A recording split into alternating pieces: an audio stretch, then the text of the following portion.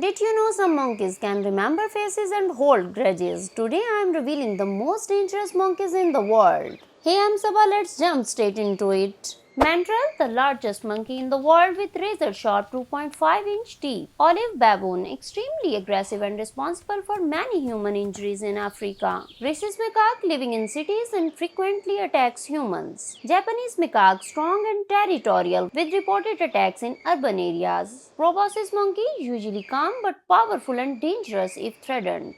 Now let's shift our focus to something really interesting, the complete journey of monkeys from courtship and mating all the way to the birth of a baby monkey. They swing through the treetops, live in complex societies, raise their young with remarkable care, and in many ways, they're not so different from us. Monkeys are among the most fascinating creatures on Earth, and today, we're pulling back the curtain on one of nature's most incredible stories: how monkeys find a mate, reproduce, give birth, and raise the next generation. From steamy jungle courtships to midnight births clinging to a branch, to the tender first moments between a mother and her newborn, this is the complete reproductive life of a monkey. Stay with us. It's going to be one wild ride. Before any of the drama of mating begins, a young monkey must first grow up. And in the primate world, that journey to adulthood is a gradual, fascinating process. Most monkey species reach sexual maturity somewhere between 2 and 6 years of age, but this varies enormously depending on the species. A tiny squirrel monkey, for instance, may reach maturity as early as 2 to 3 years old. A larger, more socially complex species like the mandrill, one of the world's largest monkeys, can take up to 4 to 6 years to fully mature. Here's something interesting. Females almost always mature earlier than males. This isn't unique to monkeys. It's a pattern we see across much of the animal kingdom. Females tend to reach reproductive age sooner, while males take longer to develop the size, strength, and social status needed to compete for mating opportunities. But reaching sexual maturity doesn't mean a young monkey immediately starts reproducing. First, they have to navigate the social world, which, in monkey society, is everything. Social rank, alliances, and relationships all determine who gets to mate and how often. A young male baboon might be sexually mature at 4 years old, but he won't successfully mate until he's earned his place in the hierarchy, which could take years more. For young females, the path is slightly different, and far less about fighting, and more about bonding, observation, and readiness. Once her body signals that she's ready, the social games begin. Courtship in the monkey world is a rich, layered performance, part physical, part social, part psychological. It's not just about who is available. It's about trust, status, and chemistry. Let's walk through the key courtship behaviors you'll see across monkey species. If there's one behavior that defines primate relationships, it's grooming. Monkeys spend hours combing through each other's fur, picking out parasites and debris. It sounds simple, but grooming is profoundly social. When a monkey grooms a potential mate, they're saying, "I'm calm around you. I trust you. I invest time in you." It's a form of bonding that builds intimacy over time, and it works remarkably well. Research has shown that grooming releases endorphins in monkeys, creating a genuine sense of pleasure and connection. Want to win a monkey's heart? Start with grooming. Monkeys are incredibly expressive. A subtle lip smack, a slow blink, a direct gaze, these are all meaningful signals. Some species use specific come hither faces, a relaxed, open expression that communicates interest without aggression. In contrast, a hard stare or bared teeth is a warning, not an invitation. Reading these signals correctly is crucial. Get it wrong, and you might start a fight instead of a romance. Sound plays a major role in courtship for many species. Male howler monkeys use their booming calls, audible up to 3 miles away, partly to establish territory, but also to advertise their fitness to females. Females of various species emit unique calls during estrus to signal their availability. Some species, like the gibbon, technically a lesser ape but closely related, produce elaborate duet songs with their partners, reinforcing their bond through music. While most monkeys don't go quite that far, vocal communication remains key. Male monkeys often use dramatic posturing to attract females and intimidate rivals.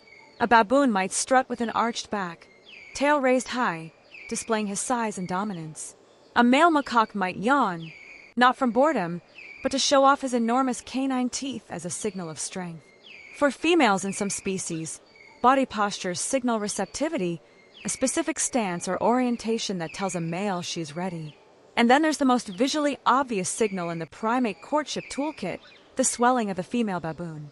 As a female olive or chacma baboon approaches her most fertile days, the skin around her hindquarters swells dramatically and turns a vivid pink or red. This isn't subtle. It's a biological billboard, a clear, unmistakable announcement to every male in the group. I am fertile. Now is the time. Males respond with intense competition, following the female closely and attempting to monopolize access to her.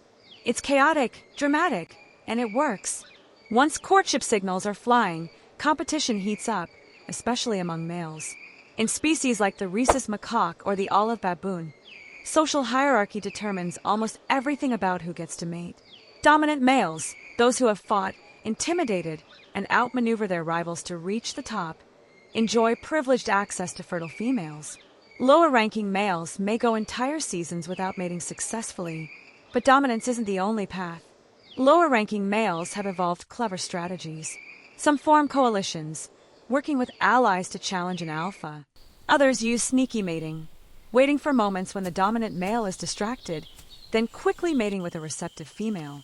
Females, meanwhile, are not passive participants in this drama. In many species, females actively choose their mates, and their preferences don't always align with strict hierarchy. A female might consistently seek out a male who has groomed her regularly, even if he's not the dominant. Or she might prefer a male who has protected her from aggression in the past. In Capuchin monkeys, females have been observed actively soliciting specific males, suggesting a degree of personal preference that scientists are still working to fully understand. In other words, monkey mating is complicated. Just like us, monkey species have evolved a surprisingly wide variety of social and mating systems, shaped by their environment, diet, and social structure. The most common system is polygyny, where one dominant male mates with multiple females. You'll see this in gorillas, where a single silverback leads a harem, and in some langur monkey groups. Many monkey species, however, live in multi-male, multi-female groups, like baboons and macaques, where multiple males and females all live together, and mating is more fluid and competitive. In these groups, a female may mate with several males during her fertile window, which, interestingly, may serve to confuse paternity, reducing the chance that any male will harm her offspring. A small number of primate species, including some owl monkeys and titi monkeys, are genuinely monogamous, forming pair bonds where one male and one female mate exclusively. These pairs often engage in intensive mutual grooming and stay close together year-round. Mating itself occurs during the female's estrus, her fertile window, and may happen multiple times during this period to maximize the chances of successful fertilization. Once mating occurs, the biology takes over. Inside the female's body, internal fertilization takes place. Sperm travels to meet the egg, and when successful, a fertilized egg is formed. This tiny bundle of life implants itself into the wall of the uterus, where it will be nourished and protected for the months ahead. Almost immediately, the female's hormonal landscape changes. Progesterone rises, estrogen shifts, and crucially, further ovulation is suppressed. The body now devotes its resources entirely to growing the new life within. The female may begin to show subtle behavioral changes early in pregnancy, slightly reduced activity, increased appetite, a shift away from mating behavior. But for a while, life in the troop goes on much as before, until the growing belly becomes impossible to ignore. Pregnancy in monkeys varies considerably by species, but it is always a period of significant physical and social change. The smallest species, like the squirrel monkey, carry their young for roughly 150 to 170 days, just under 6 months. Medium-sized species like the capuchin monkey, those clever, tool-using primates you may have seen in videos, have a gestation of about 150 to 180 days. Larger species like the imposing mandrill, the world's largest monkey, carry their young for around 170 to 190 days. These timelines reflect the complexity of the offspring being developed. Larger, more neurologically complex infants require more time to develop, even in the womb. During pregnancy, a female monkey typically increases her food intake to fuel both her own body and the growing fetus. Her behavior may shift. She may spend more time resting and grooming, and less time in high-risk activities. Interestingly, in many species, other females in the group become intensely interested in a pregnant monkey. They may groom her more frequently, stay close to her, and try to touch her belly. This behavior, sometimes called anting, may serve to familiarize other females with the incoming infant, potentially setting up helping relationships after birth. In most species, the pregnant female continues to participate in daily group life, traveling, foraging, maintaining her social bonds. The troop is, in many ways, her support network. But as her due date approaches, the female may become quieter, more withdrawn. The birth itself is imminent, and it typically happens when the rest of the troop is least aware. And so the cycle turns. Once her infant is weaned, or sometimes even before weaning is fully complete, the mother returns to estrus. Her body signals fertility once more. The courtship behaviors begin again. Another generation is set in motion. What strikes you, watching all of this, is the extraordinary investment that monkey mothers make in each offspring. The months of pregnancy, the year or more of nursing and carrying, the vigilance, the teaching, the protection. Each infant represents an enormous commitment of time and energy, which is precisely why monkey populations grow slowly and why each individual life matters so much.